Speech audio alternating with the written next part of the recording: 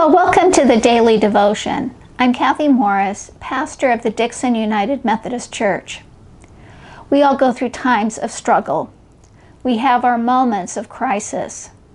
It may have to do with our health, our job, our relationships. Some of us even go through a crisis of identity, a crisis of soul. In our Bible reading for today, we hear the story of Jacob. Jacob has come to a moment of crisis. Years before, Jacob had used trickery to take away the blessing and the inheritance from his older brother Esau. Jacob had to flee his homeland, but now he is ready to return with his family. It is a crisis because Jacob does not know whether or not Esau will attack him. On the night before their reunion, Jacob wrestles with an unknown man, an assailant who seems to have some supernatural power. It is a wounding experience, but nonetheless, Jacob holds on in the midst of the fight. I'm reading from the book of Genesis, chapter 32, verses 22 through 26 from the Common English Bible. Jacob got up during the night, took his 2 wives, his 2 women servants, and his 11 sons, and crossed the Jabbok River's shallow water. He took them and everything that belonged to him, and he helped them across the water.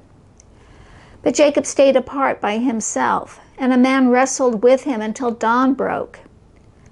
When the man saw that he couldn't defeat Jacob, he grabbed Jacob's thigh and tore a muscle in Jacob's thigh as he wrestled with him. The man said to him, "Let me go because dawn is breaking." But Jacob said, "I won't let you go until you bless me." Thérèse of Lisieux knew the pain of crisis from an early age. She was just 4 years old when her mother died.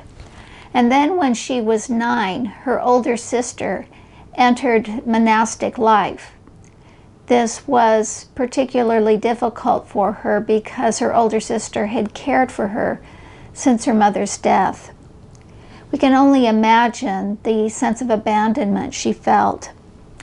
Thérèse came from a very devout family, and so it shouldn't be a great surprise to us that on Christmas Day, 1888, she had an extraordinary conversion experience. Not long after that, she entered the Carmelite order herself. In 1896, when she was just 23, Thérèse became ill, and she died in 1897. She had already begun to write her spiritual memoir, but she continued her writing during the time of her illness. And her account reveals the dark night of the soul that she experienced. It reveals the sense of doubt and emptiness. Thérèse, though, clung to her faith even when Christ was hidden from her. We can hear this in one of her prayers. "To you alone, O Jesus, I must cling. Running to your arms, dear Lord, there let me hide, safe from all fears, loving you with the tenderness of a child." For a prayer exercise, let one of your arms represent the arm of Christ, and then let the other arm represent you. Then let the arm representing Christ cradle or enfold the other arm.